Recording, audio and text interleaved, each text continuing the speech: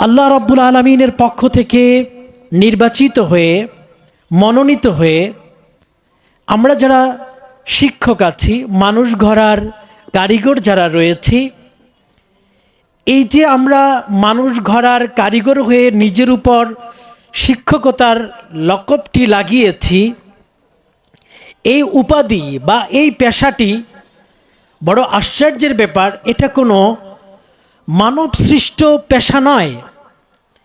এই পেশাটি হলো ঐশী সৃষ্ট একটি পেশা। জানি না আপনারা এমন একটি বিষয় আগে কখনো শুনেছেন কিনা। আমরা ব্যবসা করি, এটা মানব সৃষ্ট একটা পেশা। আমরা চাকরি করি, এটা মানব সৃষ্ট একটা পেশা। এভাবে যত পেশা আছে এগুলো মানব জাতি সৃষ্টি করেছে তাদের জীবন চলার জন্য। তাদের সহায়ক হিসেবে এই পেশাগুলোকে তারা বেছে নিয়েছে। কিন্তু শিক্ষকতার যে পেশাটি আছে, সম্মানিত উপস্থিতি, এই পেশাটি কোনো মানব সৃষ্ট নয়। এই পেশাটি স্বয়ং ঐশী সৃষ্ট। এটা আল্লাহ রাব্বুল ইজ্জত সৃষ্টি করেছেন।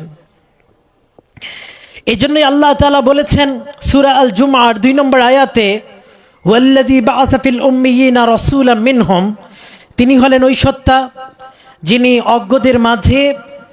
অজ্ঞদের মধ্য থেকে একজন রাসূলকে প্রেরণ করেছেন, যিনি এসে কি করেন, ইয়াতলু আলাইহিম আয়াতি, যিনি এসে আল্লাহ তাআলার আয়াতগুলোকে তেলাওয়াত করেন, ওয়ায়ুযাক্কিহিম, এবং তাদেরকে পরিশুদ্ধ করেন।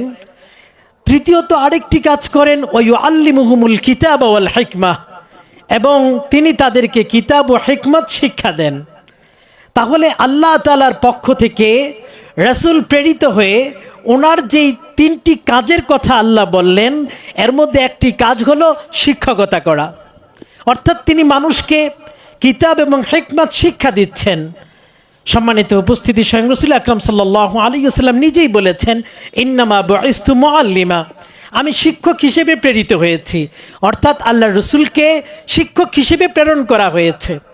তাহলে বিষয়টি এমন, আমরা আজকে যারা এই আশরাফুল মাদারিস চট্টগ্রামে শিক্ষকতা করছি, অথবা অন্য কোনো ইদারায় বা প্রতিষ্ঠানে বা ইউনিভার্সিটিতে বা কলেজে বা মাদ্রাসায় আমরা যারা শিক্ষকতা করছি, আমাদের এই শিক্ষকতা, অবশ্যই আমাদের একজন শিক্ষক আছেন, ওনার থেকে শিক্ষা গ্রহণ করে আমরা শিক্ষকতা করছি।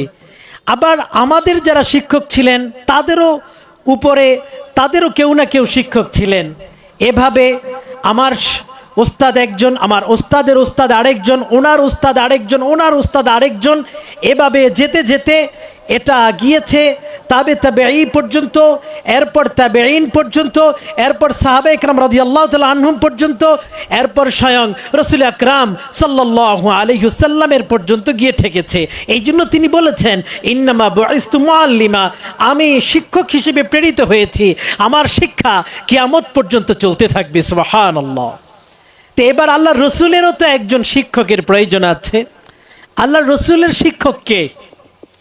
আল্লাহ রসুল যে শিক্ষকতার পেশাটা গ্রহণ করলেন, ওনার থেকে সাহাবারা গ্রহণ করলেন, ওনার থেকে তাবেঈরা গ্রহণ করলেন, ওনার থেকে তাবেঈরা গ্রহণ করলেন, ওনার থেকে আইম্মে মুজতাহিদিনরা গ্রহণ করলেন, ওনাদের থেকে ওলামায়ে কেরামগণ গ্রহণ করলেন, ওনাদের থেকে আমাদের আকাবিরগণ গ্রহণ করলেন, আমাদের আকাবির থেকে আমরা গ্রহণ করলাম, আমাদের থেকে আমাদের বাচ্চারা গ্রহণ করছে।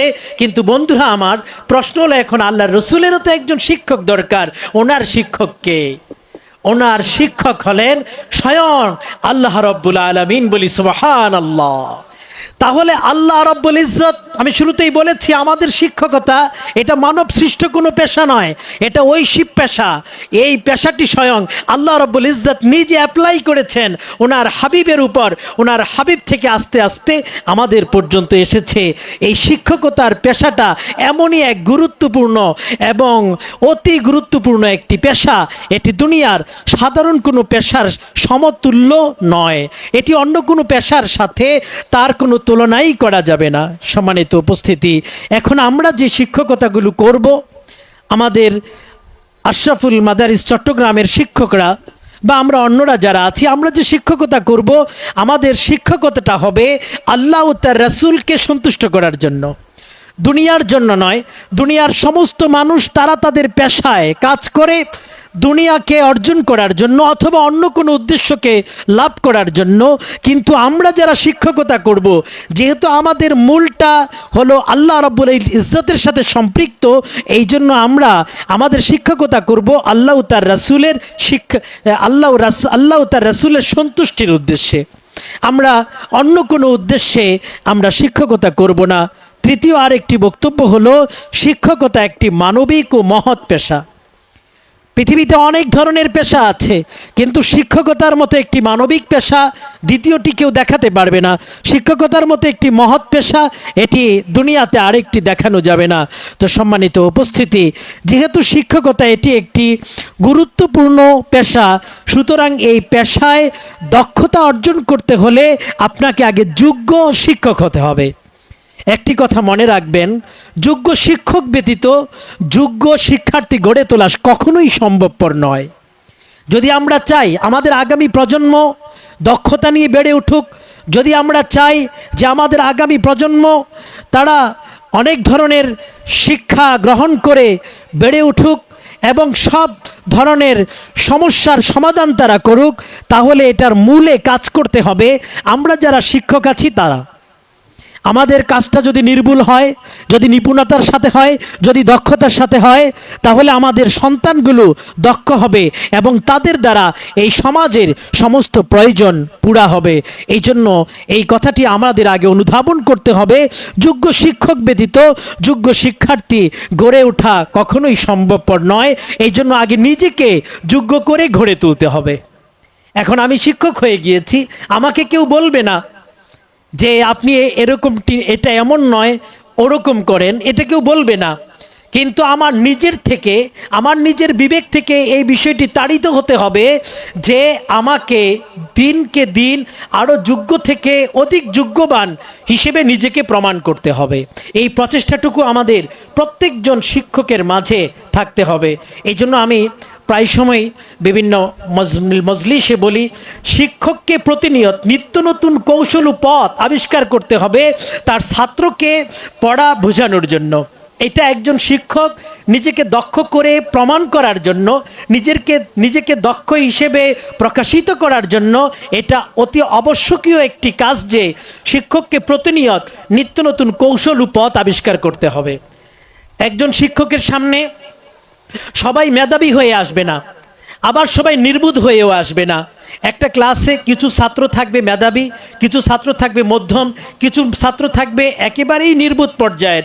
কিন্তু প্রত্যেককে নিয়েই আমাদের চলতে হয়, প্রত্যেককে নিয়েই আমাদের চলতে হবে। এখন আপনি কিভাবে চলবেন?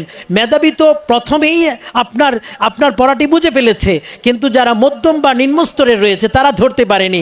সেই জন্য আপনাকে নিত্য নতুন কৌশল অবলম্বন করতে হবে। সম্মানিত উপস্থিতি, আমি আমার শিক্ষকতার জামানায় আমি এটি চেষ্টা করেছি যে প্রতিনিয়ত নিত্য নতুন কিছু সৃষ্টি করা এবং যে সৃষ্টির মাধ্যমে ছাত্র থেকে গভীর ছাত্রদের কাছে পৌঁছে যাওয়া, তার ভিতরে ঢুকার চেষ্টা করা এবং তাকে অনুধাবন করা, তার অবস্থাটা আমার নিজের আয়ত্তে নিয়ে আসা, এটা একজন শিক্ষকের জন্য জরুরি। তার কারণ যদি আপনি তাকে আয়ত্তে না করতে পারেন তাহলে আপনি কিভাবে তাকে আপনার ভিতরের অংশটুকু দিবেন? এই জন্য আগে তাকে আপনাকে আয়ত্ত করতে হবে। আমার একজন ওস্তাদ আছেন হজরত মাওলানা হাফেজ আরিফ হাক্কানি সাহেব হুজুর, যিনি ঢাকার হুজুর নামে পরিচিত। উনি খুব মজা করে এই কথাটা বলেন। গত 3 মাস আগেও তালিমুল উম্মার পক্ষ থেকে একটা শিক্ষক প্রশিক্ষণ কোর্স করা হয়েছিল, ওস্তাদের সাথে আমারও থাকার সৌভাগ্য হয়েছিল। সেই প্রোগ্রামে তিনি এই কথাটি আবার বলেছেন যে যদি কোনো একজন শিক্ষক তার ছাত্রকে মুখস্থ করতে পারে তাহলে তার ছাত্রটা শিক্ষক হয়ে যাবে, আর যদি কোনো একজন ছাত্র তার শিক্ষককে মুখস্থ করতে পারে তাহলে ওই ছাত্রটা কিছুদিন পর শিক্ষক হয়ে যাবে। এই জন্য ছাত্রের জন্য জরুরি হলো শিক্ষককে, তার উস্তাদকে মুখস্থ করা, আর উস্তাদের জন্য জরুরি হলো তার ছাত্রকে আত্মস্থ করা। আমি কি বিষয়টি বুঝাতে পেরেছি? এই জন্য আমরা এই বিষয়টির দিকে মনোযোগী হব। আমি আপনাদের সামনে এতক্ষণ পর্যন্ত যে বিষয়গুলো বললাম, একজন শিক্ষকের মৌলিক কিছু বিষয় সম্পর্কে আলোচনা করলাম। এবার আমি আপনাদের সামনে বলবো যে একজন শিক্ষক কোন কোন কোন কোন দিকে দৃষ্টি রেখে আমরা তাদের সন্তানদেরকে পড়াবে, তাদের ছাত্রদেরকে পড়াবে। প্রথমত যে বিষয়টি আমি বলবো সেটা হলো শিক্ষার্থীকে গড়ে তোলার প্রতি আপনাকে আগ্রহী থাকতে হবে। আমাদের সমাজে অনেক প্রতিষ্ঠান আছে, অনেক শিক্ষক আছেন যিনারা তাদের ছাত্রের ব্যাপারে যত্নবান নন। আমার ছাত্রটি বেড়ে উঠুক, আমার ছাত্রটি গড়ে উঠুক, এটার প্রতি শিক্ষকের আগ্রহই নাই। তো শিক্ষক তাহলে উনি কি করছেন? ওনার পেশা, ওনার এটার মাধ্যমে ওনার রুজি রোজগারের ব্যবস্থা হচ্ছে, তো উনি স্বাভাবিকভাবে পড়িয়ে যাচ্ছেন না। ওনার ভিতরে কোনো ভাবনা আছে না, ওনার স্টুডেন্টকে নিয়ে কোনো চিন্তা আছে না। যদি এমনটি হয় তাহলে আমরা শিক্ষকতার মহৎ পেশাকে কলঙ্কিত করলাম। তাহলে আমাদের কি করতে হবে? আমরা যারা শিক্ষক আছি আমাদেরকে বিষয়টি অন্তরে বসাতে হবে যে আমার শিক্ষার্থীকে গড়ে তোলার প্রতি আমাকে প্রচণ্ড পরিমাণ আগ্রহ থাকতে হবে, যে তাকে আমি গড়ে তুলবই, এরকম একটি দৃঢ় সংকল্প আমাদের ভিতরে থাকতে হবে। এটা হলো আমার প্রথম ও প্রধান কাজ। যদি আমার ভিতরে এই প্রেরণা থাকে তাহলে অটোমেটিকলি আমার ভিতর থেকে নিত্য নতুন কৌশল আসতে থাকবে আমার ছাত্রটাকে আমি কি করে গড়ে তুলব। এটা আমার ভিতর থেকেই নাড়া দিবে। এটা আল্লাহ প্রদত্ত, এটা আল্লাহ রাব্বুল ইজ্জত আপনাকে আপনার অন্তরের ভিতরে নিত্য নতুন বিষয়গুলো ঢেলে দিবেন। কারণ হলো এটার মূলে তো স্বয়ং আল্লাহ রাব্বুল ইজ্জত রয়েছেন। সুবহানাল্লাহ। সম্মানিত উপস্থিতি এবং শিক্ষক মণ্ডলী, দ্বিতীয়ত যেই কাজটি আমরা করব সেটি হলো শিক্ষার্থীদের প্রতি স্নেহশীল ও কল্যাণময়ী হতে হবে আমাদেরকে। আমরা শিক্ষার্থীদের প্রতি যদি সব সময় রাগান্বিত অবস্থায় থাকি এবং তাদেরকে কড়া শাসনের মধ্যে রাখি, তাহলে দুদিন বাদে আমার একটা উপাধি হবে যে আমি বদ মেজাজি শিক্ষক। দুদিন বাদেই আমার ছাত্ররা এই কথাটা বলবে আর বেড়াবে, বলবে আর বেড়াবে যে এইটা একটা বদমেজাজি শিক্ষক। তো যদি আমি আমার এই লকব থেকে, উপাধি থেকে বের হয়ে আসতে চাই, তাহলে আমার বাচ্চাদের প্রতি আমাদের স্নেহশীল ও কল্যাণময়ী থাকতে হবে। আর এটা আল্লাহ রসুলের কথা, লাইসা মিন্না মাল্লাম ইয়ারহাম সগীরানা ওয়া ইয়ারিফ শারাফা কাবীরিনা। ওই ব্যক্তি আমাদের থেকে নয় যে কিনা ছোটদেরকে রহম করতে জানে না বা রহম করে না এবং বড়দেরকে সম্মান করতে জানে না। তাহলে আমাদের বাচ্চাগুলো আমাদের ছোট, তো তার প্রতি আমার স্নেহশীল হওয়া এটা আল্লাহ রসুলের নির্দেশ। সুতরাং আমরা আমাদের বাচ্চাদের প্রতি স্নেহশীল ও কল্যাণময়ী হব। তৃতীয়ত যেই কাজটি করতে হবে, শিক্ষার্থীকে নিজ সন্তানের নেই মনে করতে হবে। আমার ক্লাসে 40 জন ছেলে আছে, তাহলে 40 জন ছেলেকেই মনে করতে হবে এরা আমার সন্তান। যদি আমার ঔরসজাত সন্তান হতো তাহলে আমি যতটুকু মনোযোগী হতাম তাদেরকে শিক্ষা দীক্ষা দেওয়ার ব্যাপারে, আমাদের এই 40টি সন্তানের ব্যাপারে আমাকে ততটুকুই মনোযোগী হতে হবে, নিজের সন্তান মনে করতে হবে। যদি এভাবে মনে করি তাহলে আল্লাহ রাব্বুল ইজ্জতের সাহায্য আমাদের উপর আসবে। পঞ্চমত কাজ হলো সকল শিক্ষার্থীকে সমান দৃষ্টিতে দেখতে হবে। একজন শিক্ষার্থী বড় ধনী লোকের সন্তান, তাকে একভাবে দেখলাম, আরেকজন সন্তান মধ্যবিত্ত পরিবার থেকে এসেছে, তাকে একটু নিচু দৃষ্টিতে দেখলাম, এমনটি নয়। একজন ছাত্র খুব ভালো পারে তো তাকে ভালো দৃষ্টি দিলাম, আরেকজন ছেলে একটু কম পারে তো তাকে নিচু দৃষ্টি দিলাম, এমনটি যেন না হয়। বরং সকল শিক্ষার্থীকে সমান দৃষ্টিতে দেখতে হবে। প্রত্যেকজন ছাত্র যেন মনে করে একথা যে আমার শিক্ষক আমাকেই সবচেয়ে বেশি ভালোবাসে। এই ধারণাটা যেন আমার ছাত্রদের ভিতরে জন্মায়। আমার প্রত্যেকটা ছাত্র এই কথা মনে করতে হবে যে আমার শিক্ষক আমাকেই সবচেয়ে বেশি ভালোবাসে। কেন? আমরা কি ভুলে গেছি আল্লাহ রসুল সাল্লাল্লাহু আলাইহি ওয়াসাল্লাম সাহাবীদেরকে কেমন ভালোবাসতেন? যখন একজন সাহাবীকে জিজ্ঞেস করা হলো আল্লাহ রসুল তোমাকে কেমন ভালোবাসেন, তখন ওই সাহাবী জবাব দিলেন, আমার মনে হয় আল্লাহ রসুল আমাকেই সবচেয়ে বেশি ভালোবাসেন। এভাবে কয়েকজন সাহাবীকে জিজ্ঞেস করা হয়েছে, প্রত্যেকজন সাহাবী একই উত্তর দিয়েছে। এটি হাদিসের কিতাবে আমরা পাই। এটা কেন হলো? আল্লাহ রসুল সাল্লাল্লাহু আলাইহি ওয়াসাল্লাম এমনই একজন আদর্শবান শিক্ষক ছিলেন যে ওনার সকল ছাত্রের প্রতি সমান দৃষ্টি দিয়েছেন, যার কারণে সবাই একথা মনে করত যে আল্লাহ রসুল আমাকেই বুঝি সবচাইতে বেশি ভালোবাসে। সুতরাং এই দৃষ্টিটা আমার ক্লাসের প্রত্যেকটা ছাত্রের উপর থাকতে হবে। ষষ্ঠত কাজ হলো ক্লাসে কোনো শিক্ষককে মোবাইল ব্যবহার ক্লাসে কোনো শিক্ষক মোবাইল ব্যবহার করবে না, এটা যদিও এই সময়ের জন্য একটা কষ্টসাধ্য কাজ, তারপরও আমি বলবো যেহেতু আমরা একটা গুরুত্বপূর্ণ পেশায় আছি, এই কথাটা আমি আমার আত্মসমালোচনা হিসেবে বলবো। আমি নিজে একজন শিক্ষক, আপনারা আবার কেউ মনক্ষুণ্ণ হবেন না অন্য কোনো শিক্ষকরা। আমি বলতে চাচ্ছি যে এই বদ অভ্যাস থেকে আমাদের সবার বেরিয়ে আসতে হবে, কারণ বর্তমান সময়ে মোবাইলের সাথে মোবাইলের সংস্পর্শে চলে আসুক আমার বাচ্চারা, এটা আমরা চাই না। তো যদি না চাই তাহলে আগে আমার নিজেকে তাদের থেকে সেভ করতে হবে। আমি এমন গার্জিয়ান পেয়েছি আলহামদুলিল্লাহ সুম্মা আলহামদুলিল্লাহ, ওনারা এভাবে তাদের অভিমত ব্যক্ত করেন যে আমরা আমাদের বাচ্চাদের সামনে মোবাইলটাও রিসিভ করি না। কেন?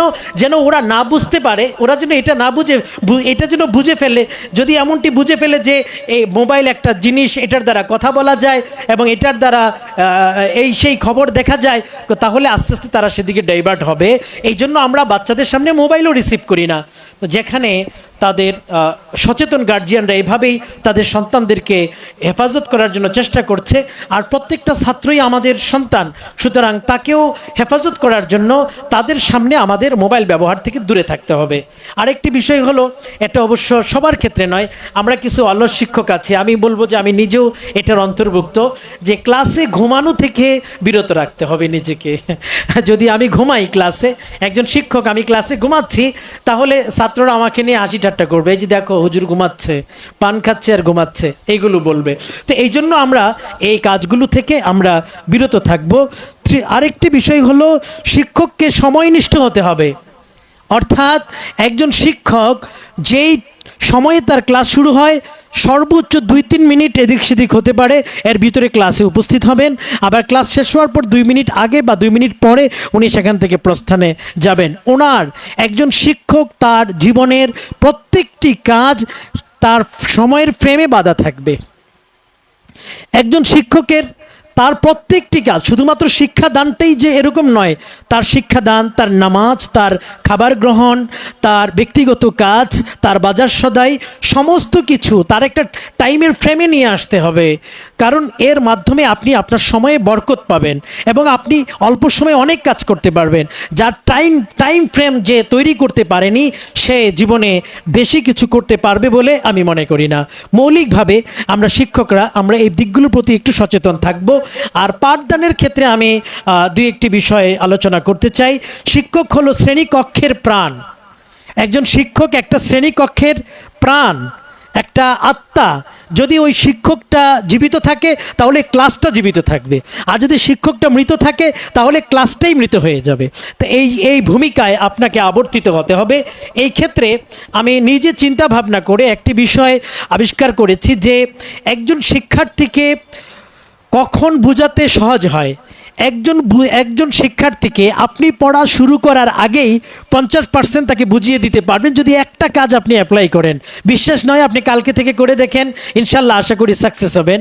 সেই কাজটি হলো, সকল শিক্ষার্থীকে ক্লাসে গিয়ে আগে আপনার দিকে মনোযোগী করেন, তাকে ক্লাসের দিকে মনোযোগী করেন, তাকে পড়াশোনার দিকে মনোযোগী করেন।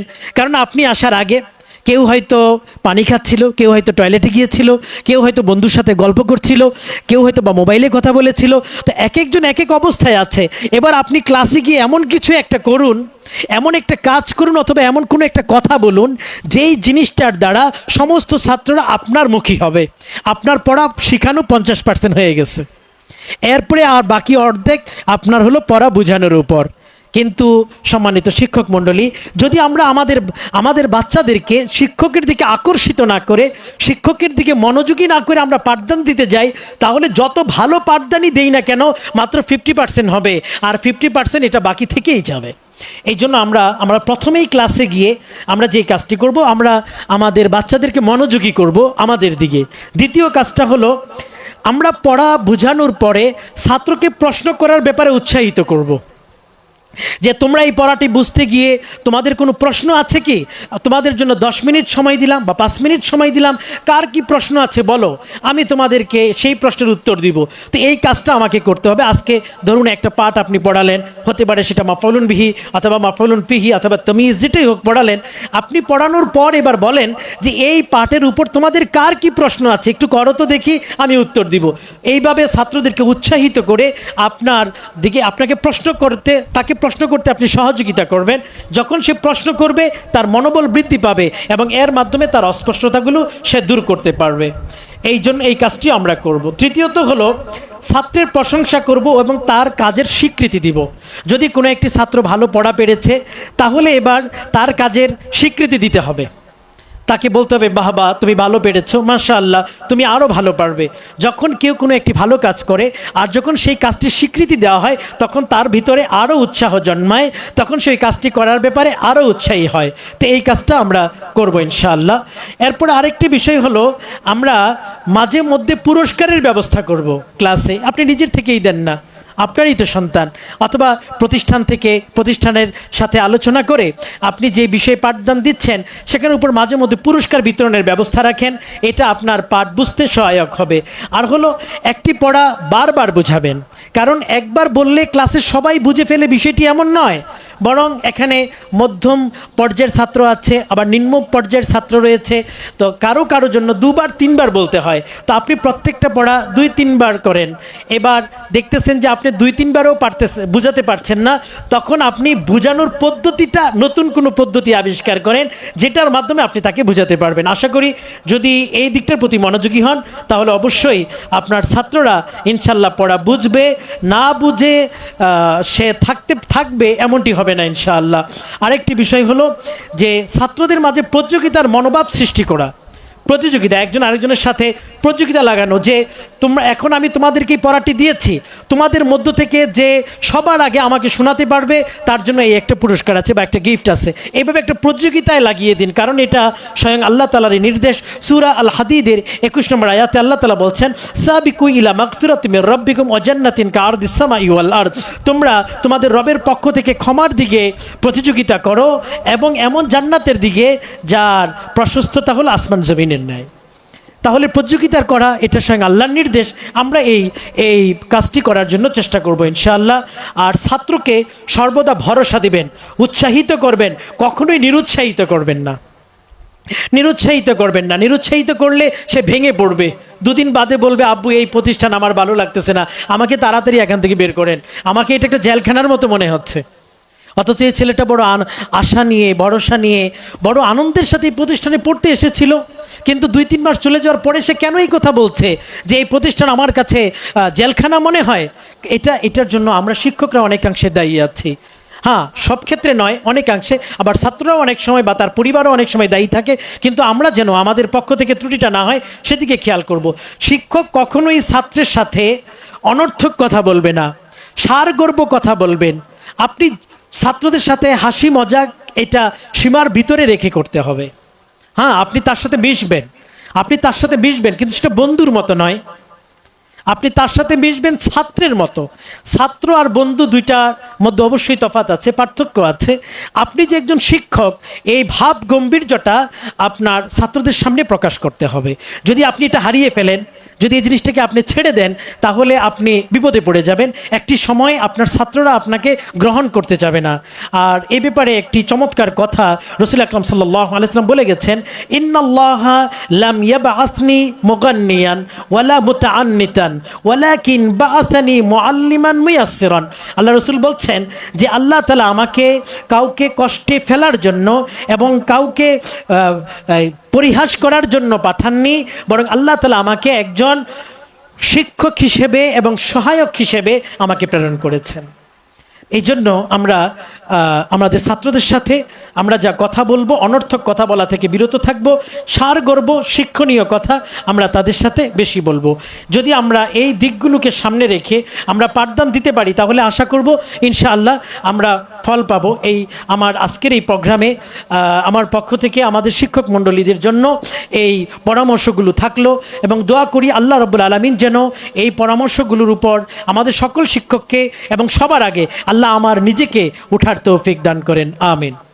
এবার যেহেতু আমাদের এখানে কিছু অভিভাবক আছেন এবং আমার আলোচ্য বিষয়ের অংশও ছিল, সেই ব্যাপারে আমি 4-5 মিনিট একটু আলোচনা করব। একটি বিষয় আমাদের মনে রাখতে হবে, চার দেয়ালের নাম শিক্ষা প্রতিষ্ঠান নয়, শুধু শিক্ষকের নাম শিক্ষা প্রতিষ্ঠান নয়, শুধু ছাত্রের নাম শিক্ষা প্রতিষ্ঠান নয়। শিক্ষা প্রতিষ্ঠান হলো শিক্ষক, ছাত্র, অভিভাবকের সমন্বয়ে গঠিত। শিক্ষক, ছাত্র, অভিভাবক, এই তিন শ্রেণীর মানুষের সমন্বয়ে যেই জিনিসটা ঘটে সেটাকে একটা প্রতিষ্ঠান বলা হয়ে থাকে, সেই জিনিসটাকে একটা প্রতিষ্ঠান বলা হয়ে থাকে। তো এই জন্য আমরা এই তিনজনেরই আমাদের কিছু দায়িত্ব কর্তব্য আছে। শুধু শিক্ষকরা দায়িত্ব পালন করে গেল, ছাত্রও ঠিক নাই, অভিভাবকও ঠিক নাই, কাজ হবে না। আবার অভিভাবক খুব মনোযোগী কিন্তু শিক্ষক তার দায়িত্ব পালন করছে না, তাহলেও আমাদের কাজ হবে না। অভিভাবকও ঠিক আছে, শিক্ষক ঠিক আছে, ছাত্র তার দায়িত্ব পালন করছে না, তাহলেও কাজ হবে না। তিন শ্রেণীর মানুষের একটি কাজ বাস্তবায়নের জন্য সমানভাবে এগিয়ে যেতে হবে, তাহলে একটা সফলতা আসবে।